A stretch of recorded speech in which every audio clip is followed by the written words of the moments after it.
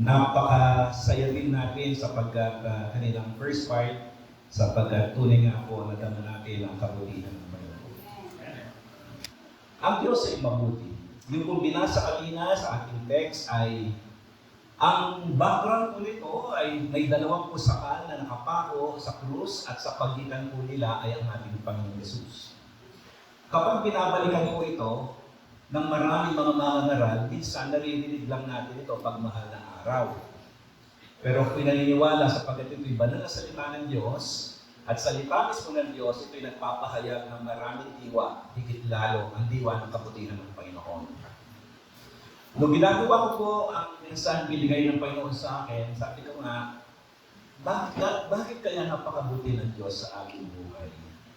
Kayo po ba'y naitanong niyo po yung katanungan yan? Bakit po kayo napakabuti ng Panginoon? That is the question today.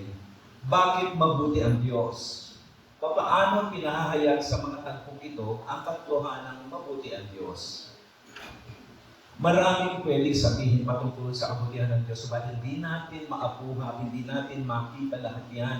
Sapagkat napakalawak po ng kabutihan ng Diyos at ang utak natin, ang paunawa natin ay palaging mababaw at limitado.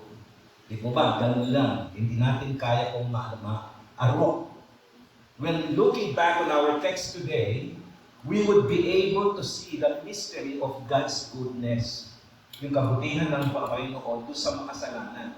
Yung dalawang nakapako, magkaiba po ang pananaw nila kay Jesus Christ, ating Panginoon.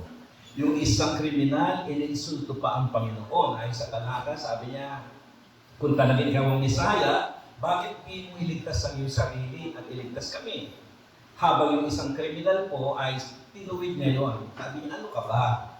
So tinuwid niya po yung isang kriminal at nagpahayag ito ng kapakumbabaan at tunay na pagtanggap at pagsisisi. Kinilala niya ang Panginoon. Alam niyo po, kung meron mang pinakadakilang pagpapala sa ating lahat patungkol sa kabutihan ng Diyos, isa naman po naisip ko lagi, ang Panginoong Diyos ay mapagpatawad. Ang Panginoong Diyos ay mapagpatawad. Doon tayo iikot. Isang salita lang po. Ulitin natin. Ang Panginoon Diyos ay mapagpatawad. God forgives. Dalawang uri ng makasalanan na nakapako sa krus. Yung isa, makasalanan na mayroon siya sariling relihiyon na akala niya ang kanyang kaligtasan kaya niyang gawin, gampanan at idagdag yung kanyang mabuting gawa. Yung isang makasalanan, inamin niyang wala siyang magagawa sapagkat ang kailangan niya biyaya na lamang ng Diyos. At yun po, yung isa ay pinatawad ng Panginoon Jesus at minsan pa'y naranasan ng kabutihan ng Panginoon. Hindi po ba katakataka, ang Diyos ay mapagpatawad. Siya ay mapagpatawad sapagkat itong kanyang divine character. Ang karakter ng Diyos hindi pwedeng itanggi. Siya ay mapagpatawad. Sa maraming mga tao, ang larawan, the picture, to many, ang cross po ang picture ng pain. Ang krus ay larawan ng sakit, ng sumpa, ng pagturusan, ng kamatayan. Totoo po ito sa ibang aspeto. Pero pakinggan natin sa isang mananampalataya na nagsuko ng buhay kay Kristo, ang krus na yan, ayan ang pinakahuling pagpapahayag ng pag-ibig ng Diyos, ng katarungan ng Diyos, at higit lalo ng kabutihan ng Diyos. Kaya nga po sinasabi ko kanina umaga, no? Lahat ng mga tao tanongin nyo, lalo pa sa bansa natin, it's very common. Kahit anong religion, itanong nyo, ano yung krus na yan? Lahat siya may sarili sa pakahulugan. Everyone has its own concept and review about the cross of Christ. Tulad ng sabi ko dito, tayo mga mananampalataya, ang nakikita natin ay ang kabutihan ng Panginoon. Now minsan, sabi ko nga, maraming Kristiyano tayo na minsan natatakpan na lang tayo ng mga simbolismo. Di ba? Kung napansin niyo po minsan ay mahilig tayo, walang problema doon, maganda yun. Mga t-shirt natin, nakakandalaki ng Jesus, di ba? Mga kotse natin, may mga korte ng isda, we call it itos, mga simbolismo ng Kristiyano yan. Minsan sa bahay natin, nagaganda ng verse, and minsan sa mga dibdib natin, ang laki ng krus. Kumikitak may mga bato pa. Di ba? Yung iba, nag-iikaw pa, yung kabataan, na krus pa nga eh. But I was just thinking, sabi ko, Tayo kaya ang nagdadala nitong mga simbolismo ito, nakikita kaya natin yung salitang ang Diyos ay mapagpatawad? Yung kaya simbolismo ng krus na nasa likod ko ito, nakikita ko kaya ang tunay na kahulugan ng kapatawaran. Kaya po ang challenge ko ulit, sabi ko, kahit gaano kalaki, kaganda yung krus natin sa dibdib, o hindi natin naintindihan na ang Diyos ay mapagpatawad, hindi ko tayo uunlad sa buhay. Mahihirapan tayo. In our days, dyan, panahon natin, minsan napakadali ma-born again. I repeat that. Let me hasten that. Kaya kung nasasabi ito, kami pong mga dumaan ng paghihirap, persecution sa Middle East, alam namin kung anong ibig sabihin ng mga inaalimura bilang isang mananampalataya. Ako po kasi siyang na taon sa Middle East, 5 years in Saudi Arabia, 2 years in Bahrain, and 2 years in Kuwait. Sa huli kong ako po'y nahuli doon sapagkat isa ako sa mga, yung panahon na yun, itinitrain na ako ng Panginoon. Iba na po ang puso ni Apo Rods doon sapagkat naglilingkod po ako doon nang wala akong takot.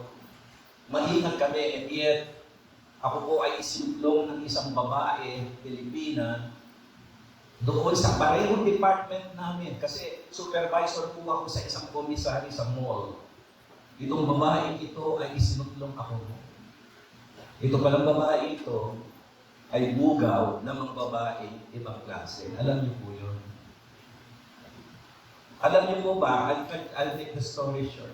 Nakauwi na ako ng Pilipinas in 1994. Kasi po nung dinampot ako ng mga immigration, ako po ay 8 araw sa kulungan. On my very first day, dahil galing sa opisina, dinampot ako, hindi naman ako pinusasan. Naka-plain clothes kasi ang mga humuli doon.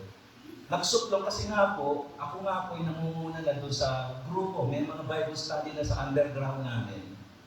Itong babae ito, supervisor kasi siya sa Samsung Mall.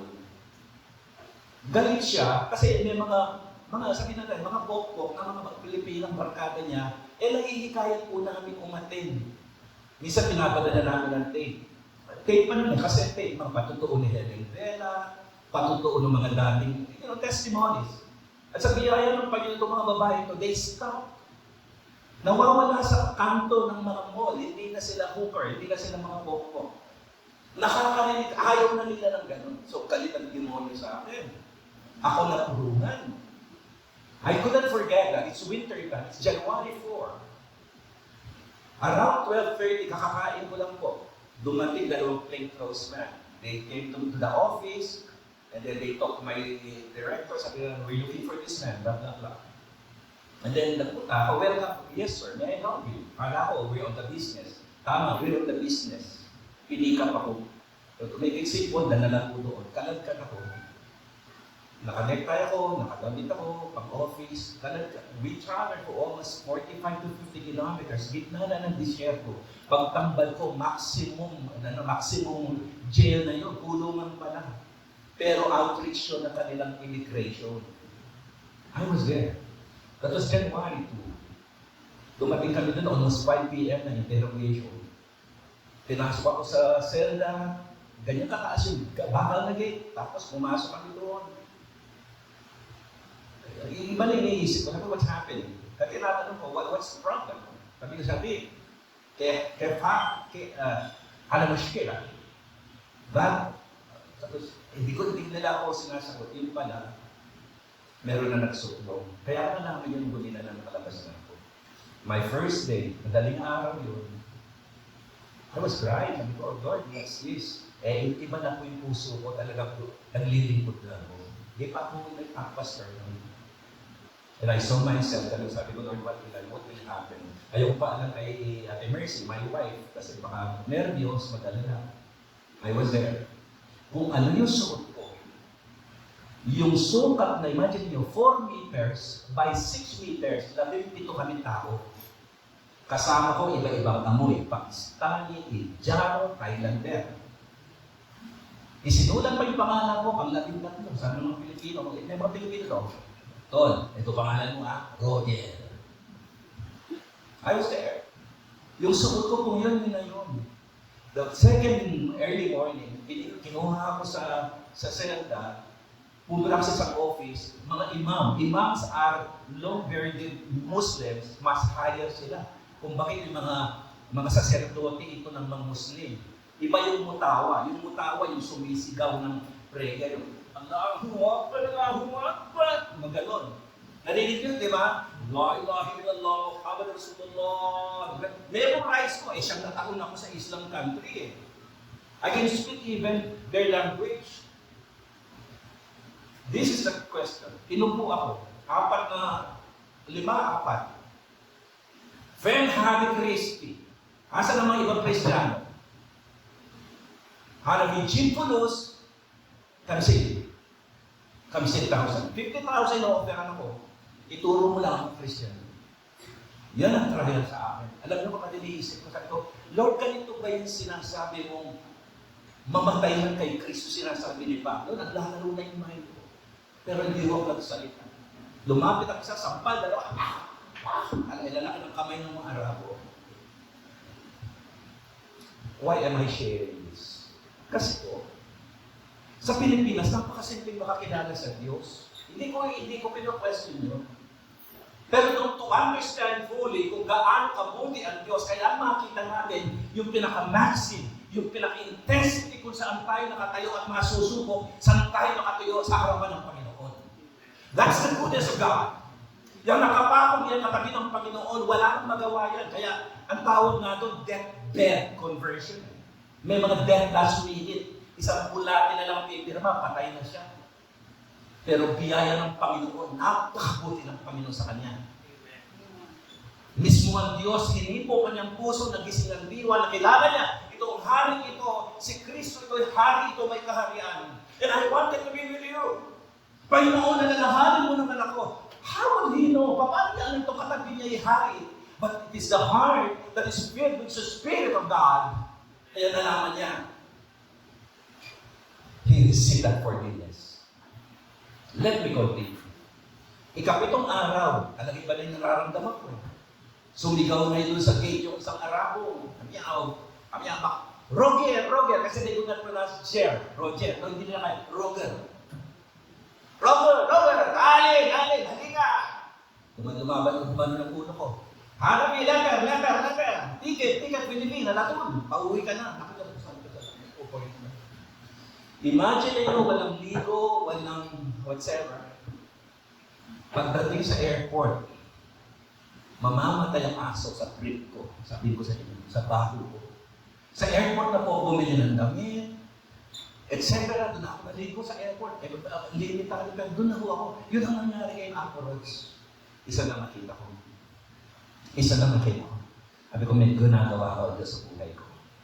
Yung galit ko sa amo ko, I was unable to take my back pay. I still have 38,000 riyals to get. Yung aking pag-beneficyo, hindi ko sinusunod. Wala akong tinanggap. Yung mga Pilipino mananampalataya sa airport, nung ako'y paalis na, nandun na pala lahat ng kapatiran. Tinapon yung bag sa akin, punong-punong ng goods. May nag-abot ng sobre ito, nakauwi ako, biyaya ng Diyos, may dala pa ako, $800. Patak. Sabi ko, Lord, what's happening? Ang hirap sa akin kasi hindi ko makontain. Ako, saan ba? Ano ba ito? Ganito ba ako? Kung kailan ang paglilingkod, ganito ang nararamdaman. Paano ayoko na? But it happened. It happened. And this is the point where I'm trying to go. Ito yung sinasabi ko. Gano'ng kalaki kaya pagmamahal ng Panginoon sa mga makasalanan? Yung babaeng nagsuplong sa akin, 2 years now sa Philippines, I heard she surrendered her life to Jesus Christ. Yung sinasabi ko minsan pa tayong magagalit kapag may malupit na tao sa atin. You just lead them into the hands, charge it to the cross of Christ. And I can bet you kung paano kung pinatawag ng Diyos, patatawarin din sila ng Panginoon. Amen. That is the power of God. Sabi ko, ingat tayo, huwag pa tayo magpa-display, lalo pa sa abroad. Hindi naman pwede sa Middle East yung very outspoken ka. Kaya ang ginagawa namin, sinisira namin ng aircon para mag-ingay. Para yung kantahan namin, kahit malumanay, hindi naririnig. Ngayon, may mga grupo doon ulit siguro, mga drama sa buhay. Hindi, tatakbo ng mga Panginoon ng tenga ng mga Arabo, ang munti kaya pinamput kayo. Ang iingay, let's use this. Hindi na kailangan magsisigaw kayo, hallelujah! Praise God! Ganun. Alam ko ang Pilipino kahit saan talagang sikat. Kakainis yung, sabi ko, let's be simple. And I praise the Lord. Sabi ko, pag-uwi ko sa Pilipinas, hindi pa ako dumiretso. I was stranded in Karachi, Pakistan eh. Ang mga nakasabay ko sa repatriated din, pinauwi din. Eto na. May dalawa doon, engineers. Di kanya-kanya kami hotel, kasama ko yung dalawa. Ito pa lang sa engineer, pauwi siya, sabi niya, napakalaki ng problema kasi yung asawa niya naglalalaki daw. Wisdom ng Panginoon, sabi ko, nag-usap kami, nag-pray kami bro. Sabi ko, hindi naman siya Christian. Pray muna tayo, pakinggan muna natin, baka listen to your wife muna, baka isang paninirahan lang yan eh. Alam niyo po nangyari, pag-uwi niya, on that very night, tinawagan ako, mali nga, paninirang puri sa kanyang asawa. You see my point? May gagawin ng Diyos sa atin kasi nakaranas tayo ng kapatawaran, so you have to teach others to also forgive. Lahat tayo pinatawad lang ng Diyos. Yung nakapakot ito, pinatawad lang ng Panginoon. At the cross, we see the final demonstration of God's love, for He gave His only begotten Son.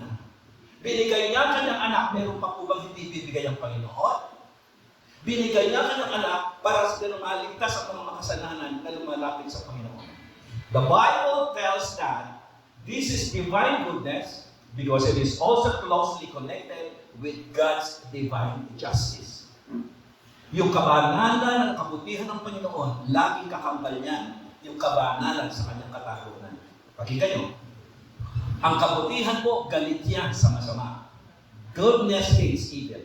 So to punish evil is fundamental to what it means for God to be good and just.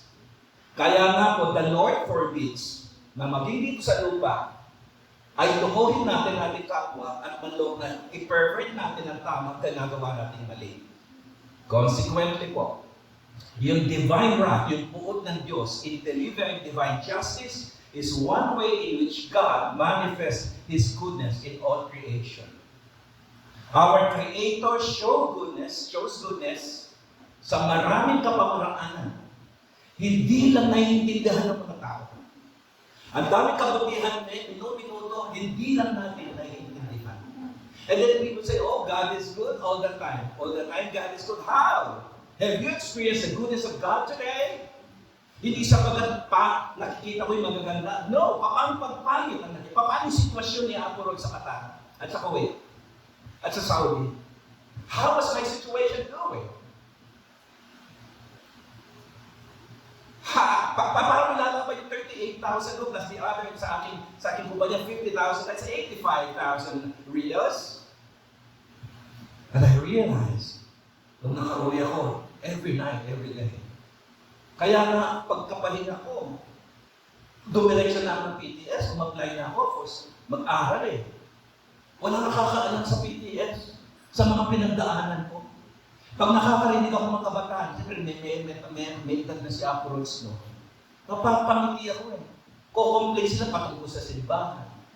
Mga nag-aaral yan, ko-complain sila. Ganito pagod-pagod sa assignment. Sabi ko, kamote itong mga Diyos ko, sana naranasan ko sa Qatar, hindi kayo magpasalamat. At sa Kuwait. It's so sad. Ito yung sinasabi ko, kailangan ng tao, minsan hinahayaan na tayo ng Diyos para lumalim tayo sa isang sitwasyon at maalanan natin, kapatid, anak, pinatawad lang kita.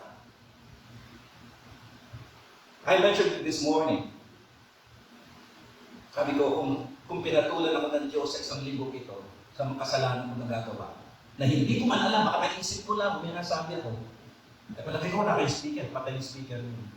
And I challenge you, kung pinatulan lang tayo ng Diyos, sa ating mga nagagawang pagkakamali sa isang linggo, walang sisid pa ngayon. But God is good. It's not because consider siya, pinatong na kay Kristo lahat ng kasalanan natin. Amen. God is good.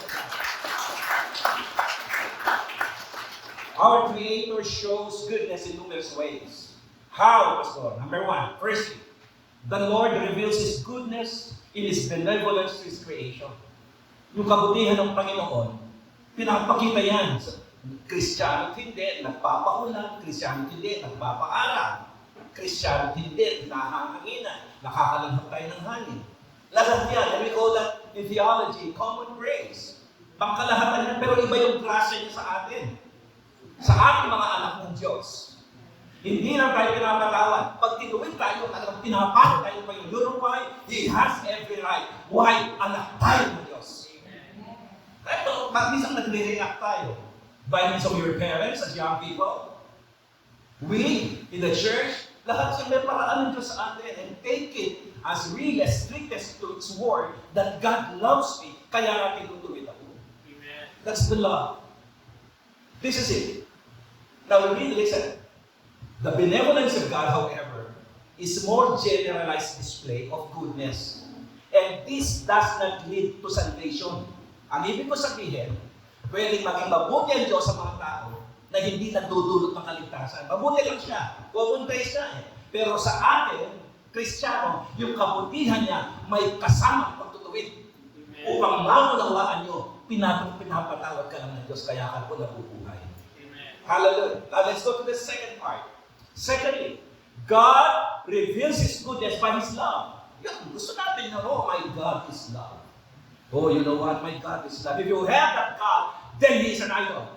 Hindi ka niya magmahal ng Diyos. Listen, in 1 John 4:8, this love does not conceal His holiness, and it is thus compatible with His wrath. Kung may pag-ibig ang Diyos, mayroon din siyang puot na kalaan. Listen, God's love and wrath are both necessary for His being, sa kanyang pagka-Diyos. Because He is just, ay matuwid, and He is holy, banal. Yung cross na yan, the cross symbolizes the love of God to sinners and wrath, puot ng Diyos sa mga makasalanan na ayaw nagsisi. Amen. Ikatlo, God's goodness is expressed in mercy. Naalala ko ito. Alam, pag nag-reflect sa kami, mercy, hindi ka lang po naalala ko sa ano ko. Asawa niya, kakasawa sa'yo, mercy ang pangalan. There was a time, alam mo, ginagamit niya eh. Minsan binang-blackmail ako, emotional eh. Don't you ever forget, sabi sa akin, you just live by mercy. Ay, talagang taray. Sabi ko eh, don't you ever forget, I give you life. Makabuhay ako. O, sino panalo? Kakamunista. Sabi ko, siyempre po, joke lang yun. Pero kung naniniwala, even the names of our loved ones, they indicate the forgiveness of God. Totoo yun. Approach only lives by God's mercy. Nakaraang panahon, di po ba? Prayer ko, sabi ko, Arman, tulungan pag-pray. Tinawid ako ng Diyos. Gumastos po ako ng almost 400,000 dito sa arthroplasty. Bakal na po itong hip ko, right hip ko. Saan ako kumuha? It's the love of the Lord. Hindi ko alam saan nagmula. Nakatawid ako, biyaya ng Panginoon. Hanggang na yun, kasi Lord, bakit mo ko mahal, Panginoon? Bakit napakabuti mo? Wala akong sagot yun eh. Kasi hindi ko maapuha. Walang dahilan upang mahalin ako ng Diyos. But because we have Jesus now, we have every right and every privilege to be loved by God. By definition, sabi dito, mercy is actually an overflow of our Father's goodness and love. By definition, mercy is God's kindness to us despite our wickedness. Kahit masasama tayo, kung magkagayon, listen, pwedeng maging mabuti ang Diyos na wala siyang kahabagan. Mabuti lang. Again, inuulit ko, sa mga tao na ayaw sumampalataya, ayaw magpakumbabasa, mabuti pa rin ang Diyos. Pero ibang usapan kapag mercy ang pinag-usapan. God's mercy flows from His goodness, and this is the picture of God's forgiving act. Yun. Yung habag pala niya yun ang demonstration ng pagpapatawad ng Panginoon. Hallelujah. Hallelujah. God has a specific love only for believers. And by this love, mga kapatid, He works out all things for good for all His people. John 1:12-13 and Romans 8:28. This is why God's special love for His people also manifests in His goodness. This love is a holy love, which means that our sins are punished. Pag-ibig yan, mabuti sapagkat ang kasalanan natin ay pinarusahan, but they are punished in Christ, who is the propitiation. Yun na ang panubag ng loob ng Diyos. Yung puot ng Diyos, mawawala lang yan. Pag si Kristo ang namagitan. And only Christ is the perfect propitiation for our sins. Romans 3:21-26. Ang ibig sabihin ito, mga kapatid, listen, in forgiving and saving us, God does not set aside His love for what is good and hatred for what is evil. Instead, God judges us. Hinahatulan tayo ng Panginoon so as to be saved without compromising His justice. Hallelujah. Nagpapatawa ang Diyos, nagmamahal, pero hindi sinasantabi ang katarungan. Sa kanyang banal na pag-ibig, ang Diyos, tinisilan tayo, Hebreo 12:5-11. The Lord would still be good. Listen, the Lord would still be good even if He never showed mercy. For mercy is not obligated. Romans 9:14-24. Yet, in His mercy to us, listen, yung kanyang habag sa atin, we see that He has purpose. Ito yung nilaan niya to be good in a special way upang ikaw, kapatid, at ako'y maranasan niyo yung tamis ng kapatawaran ng Panginoon. Hallelujah. In all these cases, listen ulit, hindi pa tapos. Ang prerequisite niya ay pagsisisi. Repentance is the prerequisite of this. Itong pag-forgiveness, pagpapatawad ng Diyos, ang hinihingi niya ay pagsisising malalim. Repentance is the prerequisite of God's forgiveness and reconciliation. The Lord does not forgive if we do not repent and trust in Jesus. Now, because the prerequisite for restoring relationship, kasi sinira ko yung relasyon namin. Ako nanira sa relasyon namin with Jesus Christ. So, kailangan aminin ko yun. Upang makabalik ako sa ma-restore ako doon, aminin ko yun. Na ako nalakit sa Panginoon. Ako'y nagkasalo sa Kanya. That is the restoration. And that restoration will bring another product. When the Lord restores us, the next thing you will realize, puro reward na lang ng kapatawaran ng Panginoon. Always remember that. When we come back to the fold of repentance, we shall be restored by the Lord. And while we are being restored, the rewards will come in. Sapagat hindi tayo pagpapalain hanggat hindi tayo humihingi ng tawad sa Diyos. Kaya on a human level, usapang tao, mga kapatid, pakinggan nito. Bagamat sinabi ng Panginoon, maging matiisin kayo sa mga nagkakasala sa inyo, hindi inutos ng Panginoon na patawarin niyo yung mga tao na hindi naman nagpapakita ng mga pagsisisi. They do not even show any sign of repentance. Hindi kayo obligated doon. But, nawa huwag maging kapaitan sa ating puso na tayo ay iiwalay at lalayuan ng mga tao. Katulad sabi ko kanina, huwag niyong underestimate yung grasya ng Diyos. Kahapon makalawa lahat tayo makasalanan talaga. To find the word before, pag sinabi natin lahat tayo, talaga hindi tayo uubra, walang makakapasa sa Panginoon. But when a person nagpapakita siya ng true sorrow, namimighati, nalulungkot siya dahil nasaktan niya tayo, wala kayong magagawa kundi magpatawad ng inyong kapwa. Kung paano itong pusakal na ito, na hindi na sinabi ng Bible kung gaano mo siya kasama. Tulad ng sinasabi ko, sabi niya sa Panginoon, sabi niya na Jesus, alalahanin mo naman ako pagbalik mo sa iyong kaharian. Hindi naman sinabi ng Jesus na sabi ng, sige, hindi. Mag-ano ka muna, mag-aaral ka muna shorter catechism, ha? Magpa-member ka muna, magpa-baptize ka muna sa just sa simbahan na yan. Jesus didn't say that. Because His words are not the words of man. Hindi, ang salita ng Panginoon na kanyang pagpapatawad, hindi nila ng pagpapatawad natin mga tao. He is King. He has a kingdom. He is God, and He is the perfectly good God. He forgives. Tapos.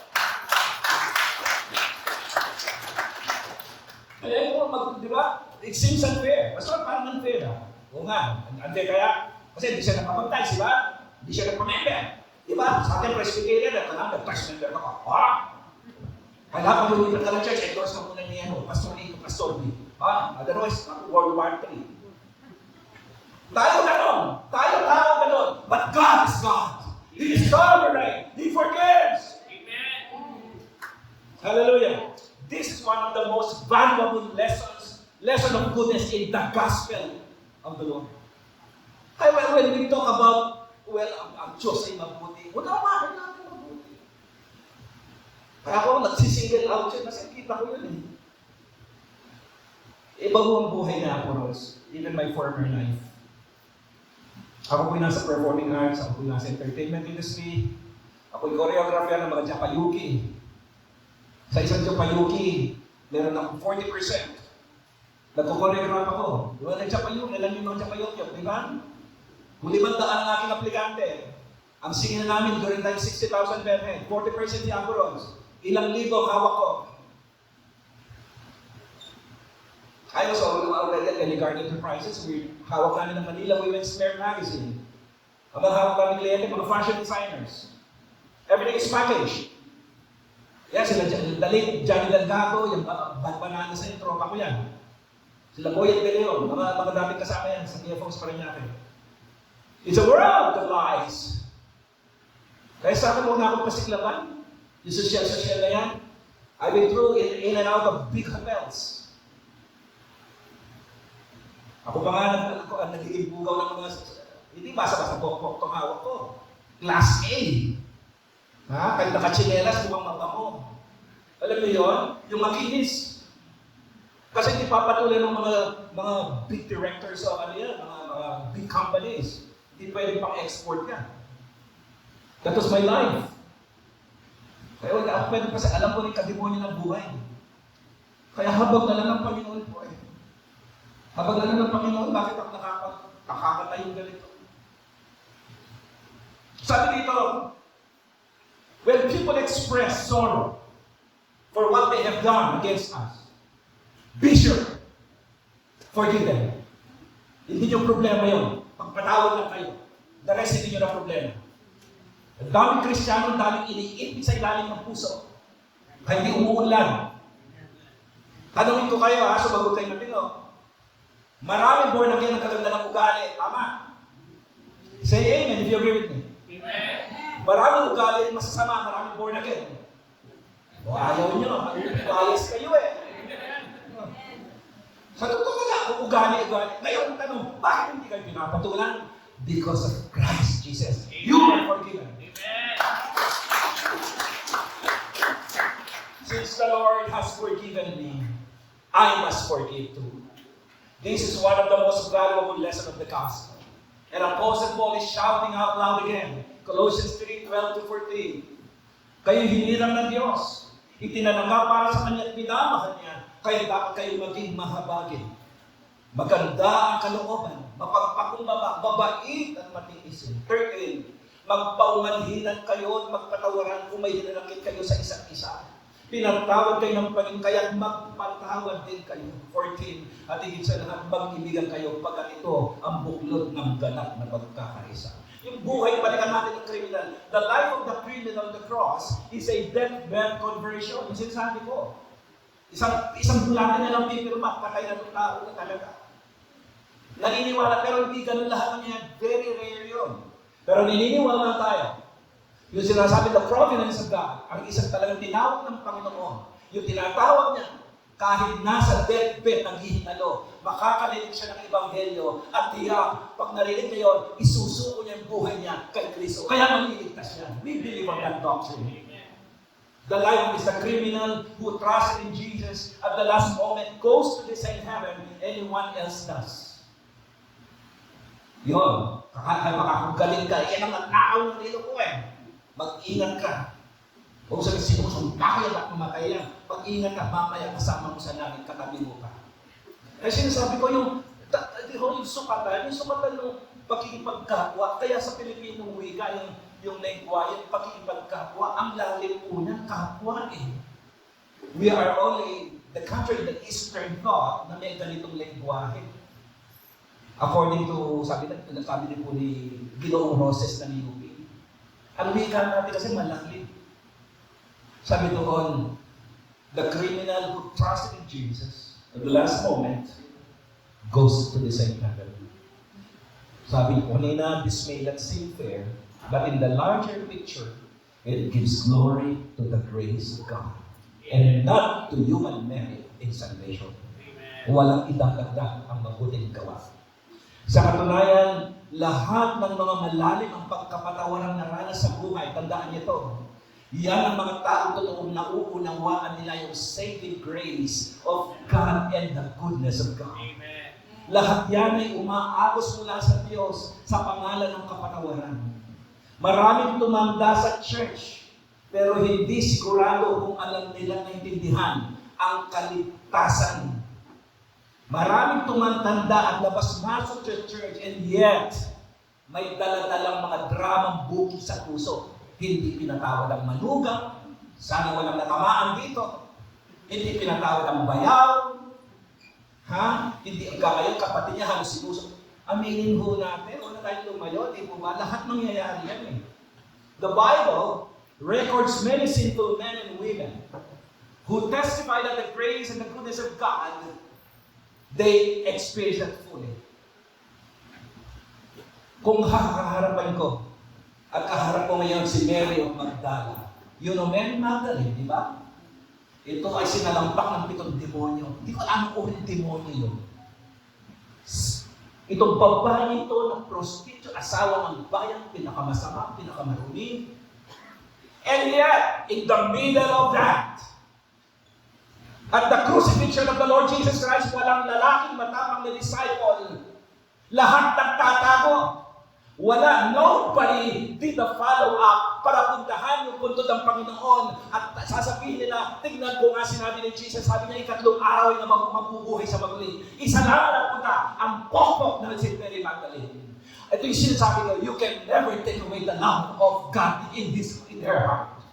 Sa lalim na naranasan itong pokpok na ito, yung grasyang nakakalunod sa kanya. At sabi nung nakapakita ng Panginoon, babae, bakit ka umiyak?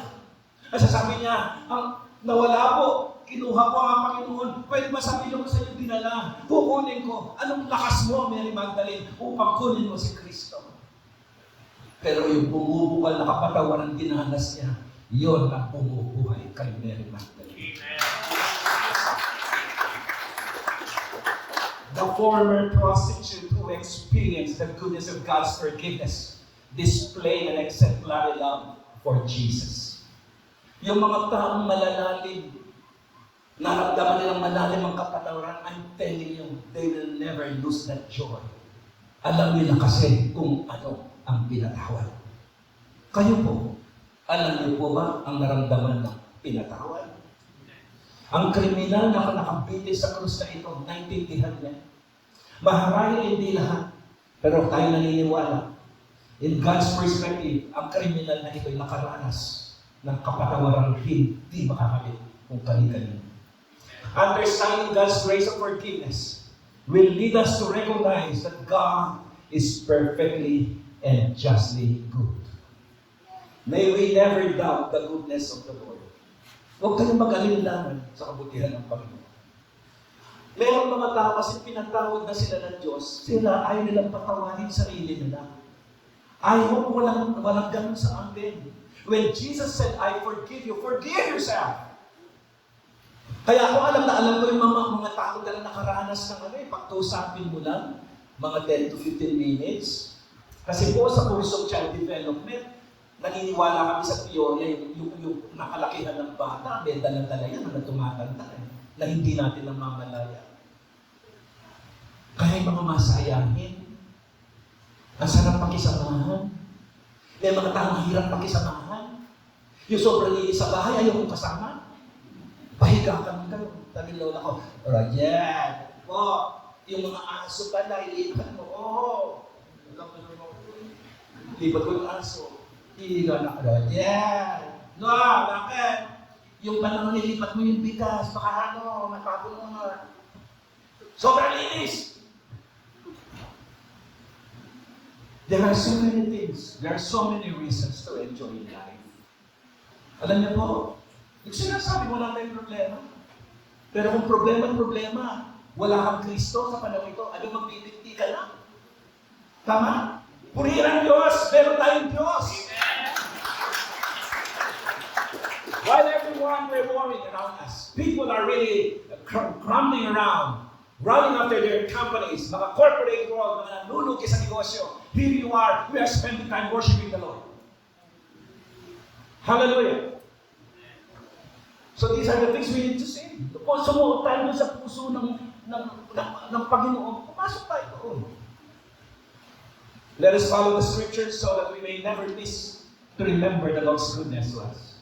And always give thanks to Him. Lagi magpasalamat. Totoo yun. Lagi magpasalamat.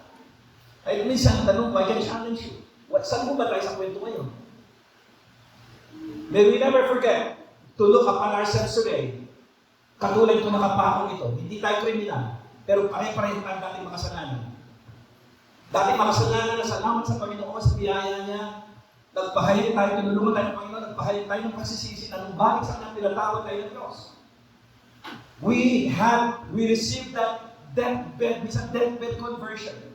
Sa katunayan, sabi ko nga, even if the Lord never showed anyone mercy, His character would remain unblemished because God is perfectly good. That is His character. In the richness of His goodness and love, in Christ, God has decided to pour out His mercy upon us. Even to the elect, lahat ng mga tinawag, lahat. At kung naririnig nyo ito mga kapatid, sino man kayo, right now, Jesus is telling you, you come to me, because I'm telling you, you will be with me in my paradise. Amen. Basahin mo po yung paborito kong mga salata sa Biblia. Bayaan niyo po. Ang sabi ng awit 103, 8-12, hindi ko makakalimutan ito. Lagi ko yung buo. Sabi ko nga, pag ako'y nakaburol, ito yung ano nyo. Sabi ko, ito yung nakaburol, ito yung pa-recite nyo. Awit 103, 8-12. Kaganda ng kalooban, mahabagin itong Diyos. Kung magalit ay banayad, kung umibig na may Diyos.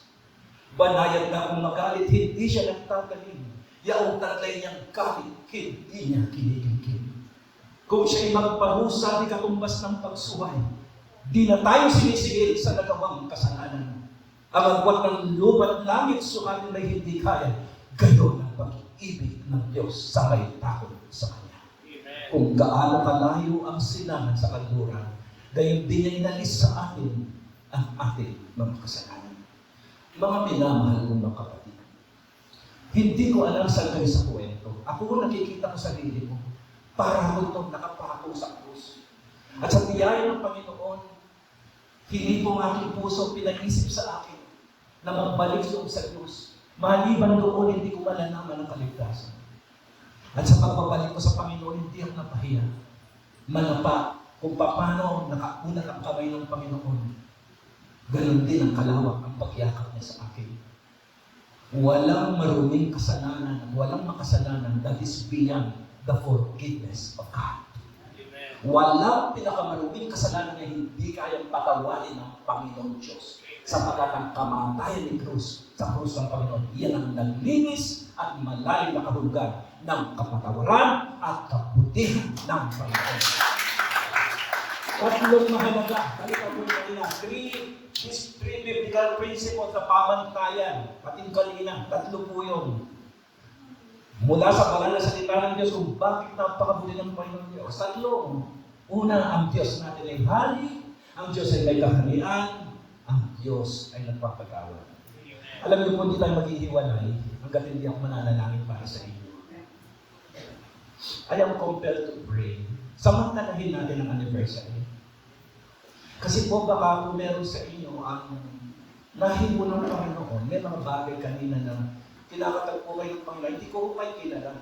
Pero I will pray today. Mananahimik po tayo. Kayo naman ang Diyos mag-uusap. And I will lead you to that prayer. Let's renew our vow to the Lord. Alam niyo yun, para magkasintahan, yung sariwain natin muli ang ating pagkikitungo sa Panginoon. I invite everyone to just bow your heads and we will spend a few moments. Hindi naman yung pag-uubos ng oras niyo. Total, nandito na kayo. It's very beautiful to spend time with the Lord. Let's bow our heads. And let us contemplate once again with the word forgiveness. Ang Diyos ay nagpapatawad. Let's bow our heads as we listen to His music.